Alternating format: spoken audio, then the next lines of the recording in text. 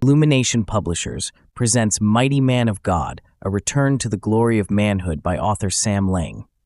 Chapter 18, The Epilogue and Appendix. The Epilogue.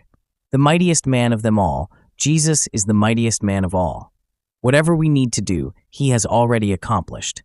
Whatever we need to become, he already is. He is both the goal of our lives and our inspiration, the challenge of our life and the source of our power. He is our perfect example, the man who possessed in full all the qualities of other biblical heroes combined, but without sin. He had the faith of Abraham, the righteousness, discipline, and purity of Joseph, the passion, force, and self-surrender of Moses, the courage and charisma of Joshua, the pure and singing heart of David, the boldness and righteousness of the prophets, the joy and exuberance of Peter, the audacity, intellect, and drive of Paul, the love of John. All these he had in full measure and without sin. He is the mightiest of them all. To follow him and to imitate his matchless and perfect life is the most noble and daunting task a man could ever assume. Some of you are already throwing up your hands in frustration and perhaps considering throwing out this book as well.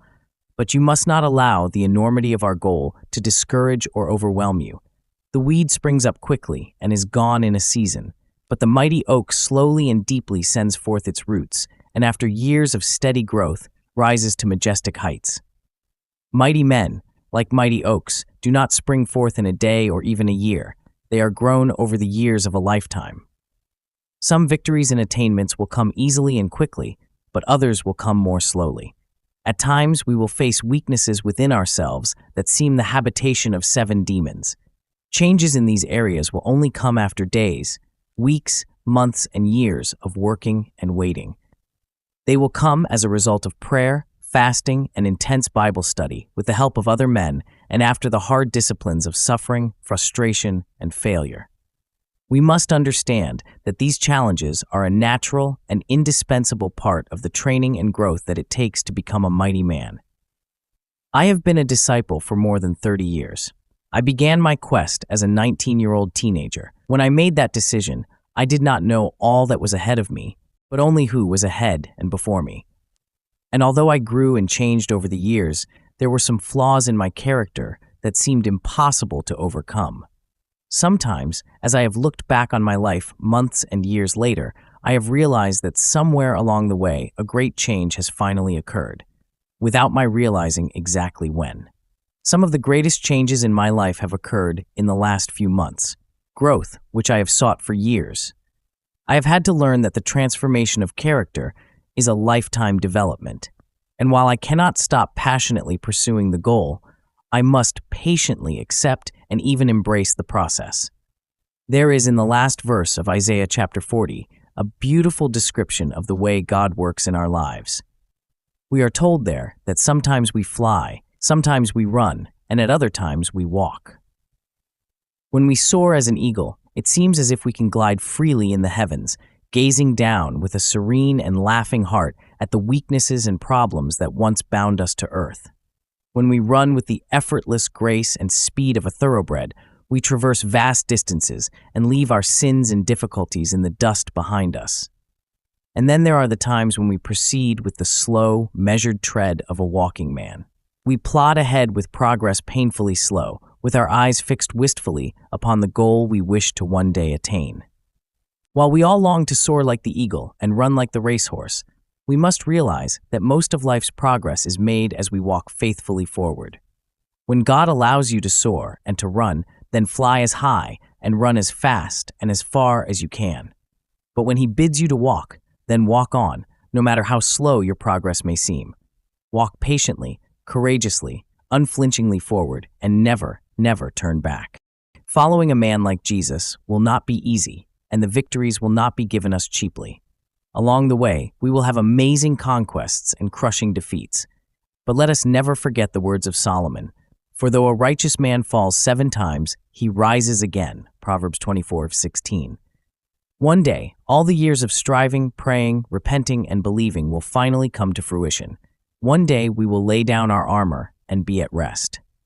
On that day, we who are righteous will indeed rise again to our final destination. On that day, we will see Jesus with eyes unfettered by sin, unbelief, and selfishness. On that day we will see him as he is, and we will be like him.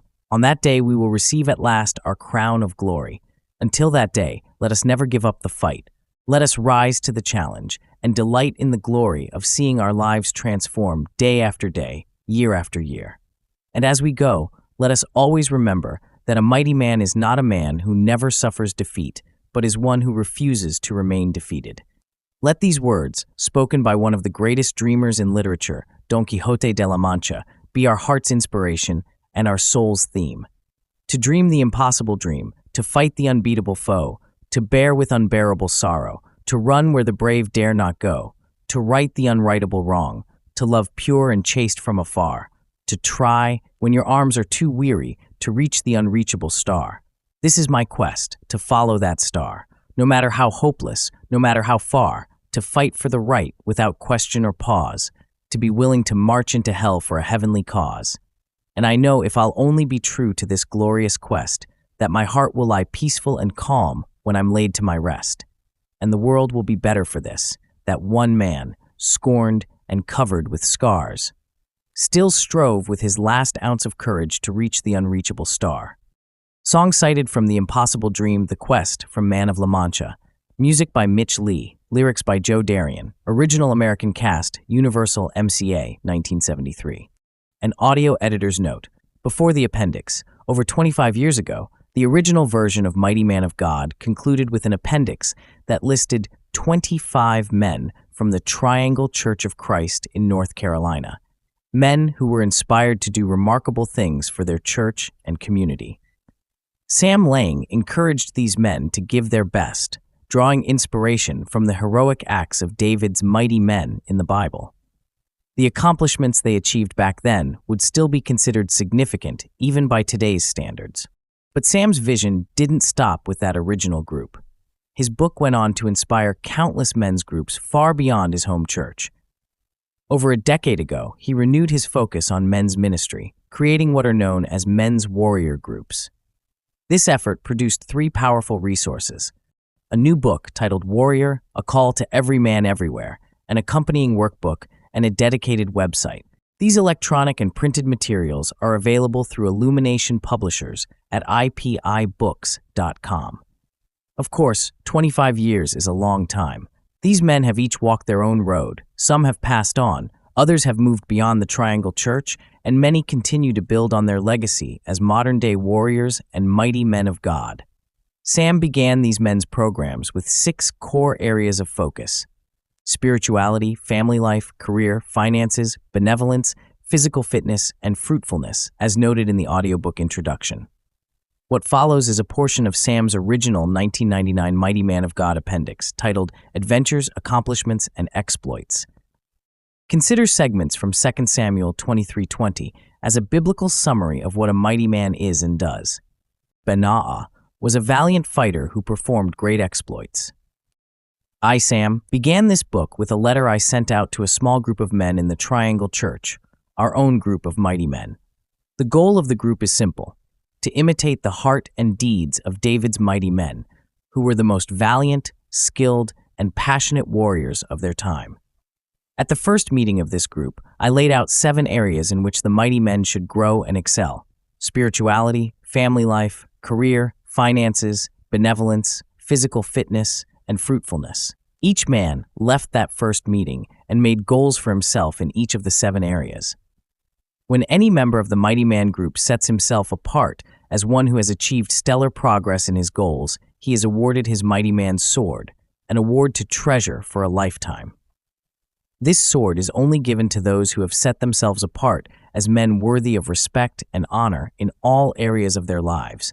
Men who can truly be called mighty. Although only a select few were awarded swords, the collective accomplishments of the group since its founding in August 1997 have been truly remarkable. These men are men just like you.